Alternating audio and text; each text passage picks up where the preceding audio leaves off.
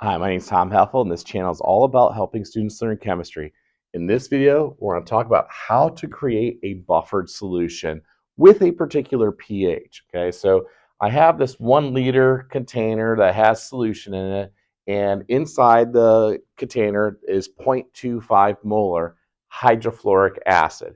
And I want to create a buffered solution that has a particular pH. Let's say I want to have this come out to have a pH that's equal to 2.10. Well, in order to have a buffered solution, you got to have more than just acid, okay? In fact, we have to put something in here to create a buffered solution. And it has to be some substance that has the conjugate base of hydrofluoric acid. Well, if hydrofluoric acid is our weak acid, then its conjugate base is the fluoride ion. Now, I can't just pour in fluoride ions. They don't exist by themselves, okay? I have to get the fluoride ions by putting a salt in there that contains the fluoride ion. And any of the alkali metals with fluoride will be a perfect salt to use to create a buffered solution. So I could put sodium fluoride in there, potassium fluoride, rubidium fluoride, any of those salts will work, okay? But let's take a look at the prompt and let's see which salt we're supposed to use. So if you had this prompt as a problem and they ask you to create a buffered solution that has a pH of 2.10, and this question's asking how many grams of sodium fluoride. So their question is, how many grams of sodium fluoride do I have to put in here to create this buffered solution that has a pH specifically at 2.10, okay? And this problem actually works exactly opposite of the last problem that we worked on, okay?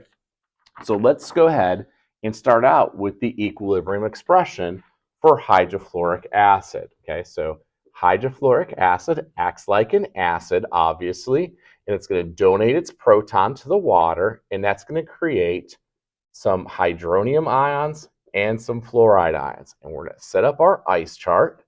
We know the molarity of the HF, it's 0.25. We don't have to worry about the water, okay?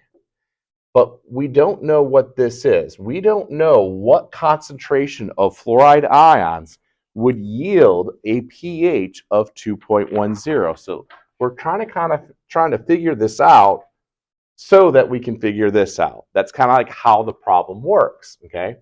Well, what we do know is that there is going to be a shift to the right, but what we have right now is we have a piece of information that's really, really important to us, and that is that we want this pH to be 2.10, okay?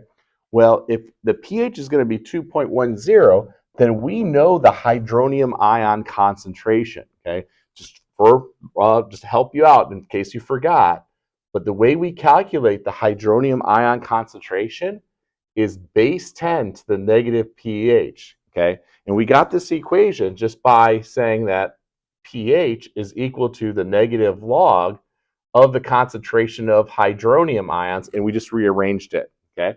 So if we want a pH of 2.10, we're going to do base 10 to the negative 2.10.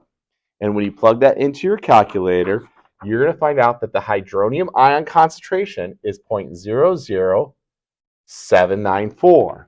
So if our solution is going to have a pH of 2.10, then the hydronium ions have to be 0.00794 at equilibrium if it's going to yield this pH of 2.10, because these two things have to match. The pH of 2.10 has to match the hydronium concentration of 0.00794, okay?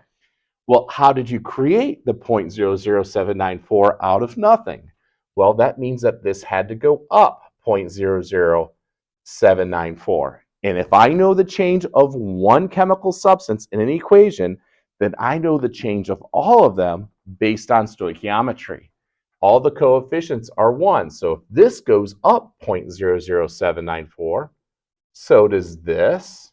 And if both of these go up 0.00794, then this has to go down 0.00794. And I'm starting to be able to fill out this whole ice chart numerically with no x's, okay? So I know I can take 0.25 and subtract 0.00794, and if you put that in your calculator, 0.25 minus 0.00794, you're going to get the answer of 0.242. This is interesting because now I have two of the equilibrium positions and I have the equilibrium constant, okay? Now, just for remembering, okay, or memory, sorry about that, the equilibrium expression, the Ka value is equal to the products divided by the reactants, and we do not include water in the equilibrium expression. So it's going to look something like this. H3O plus times F minus divided by HF. And right now, I know what Ka is equal to. It's equal to 6.8 times 10 to the negative 4. I know the hydronium ions. It's 0.00794. I don't know what F minus is, but I do know what HF is as 0.242. So if I have all these values except the fluoride ions, then I can figure out what the fluoride ions are at equilibrium.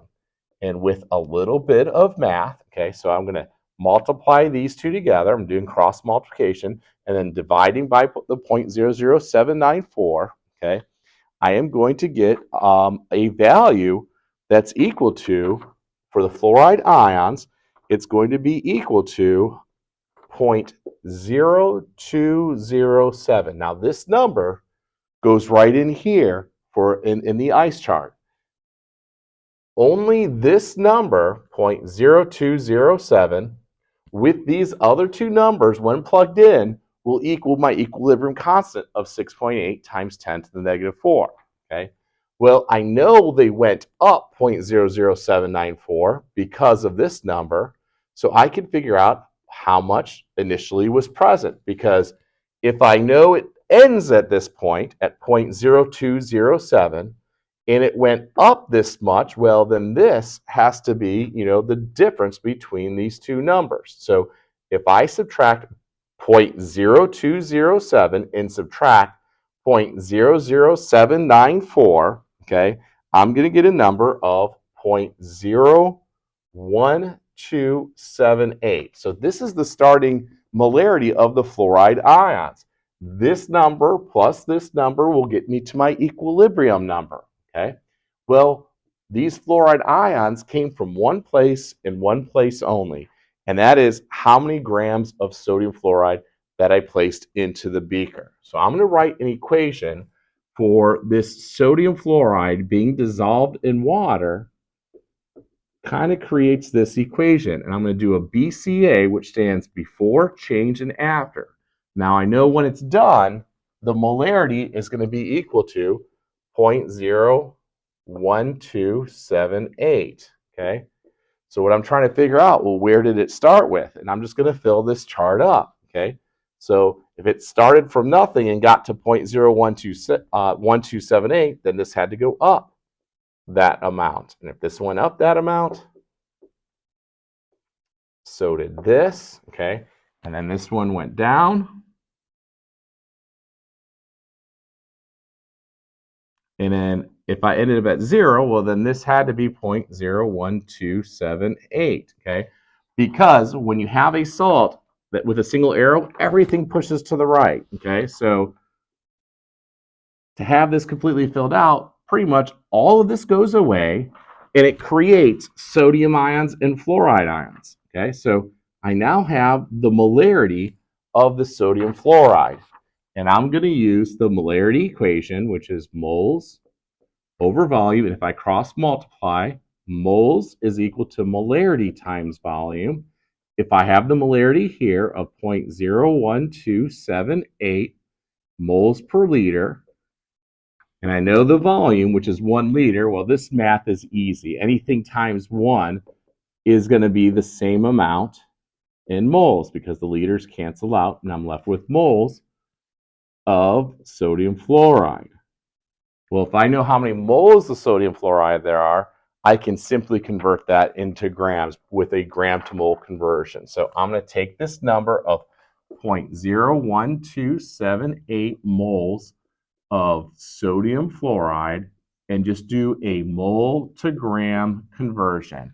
I'm going to add 1 sodium and 1 fluorine, and that equals 42 grams per mole, and 42 times 0.01278 gives me an answer somewhere around 0.537 grams with a little bit of rounding. So the answer is I have to place 0.537 grams of sodium fluoride in here to get this molarity of sodium fluoride. Well, this molarity of sodium fluoride will produce this amount of fluoride ions as far as the molarity. I need that amount of fluoride ions because when added to the change, I get this number that I calculated with the equilibrium expression. Okay, so hopefully this helped you work a buffer question in reverse where you're given a particular pH that you want it to be, and therefore you have to put in a certain amount of grams. I will tell you, the more grams I put in here of the base, the higher the pH is going to be. So if I wanted a pH of like 2.12, I would have to put even more grams of the base into this buffered solution, okay? The hardest part about doing buffers is, number one, recognizing that you have to have both the acid and the base present, okay?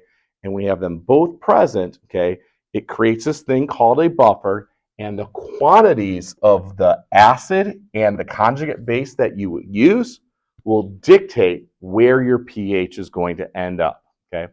I hope you found this content helpful. If you did, please give it a like and subscribe. When you add that comment, it really does push this information out to other students that are interested in learning how to create buffered solutions.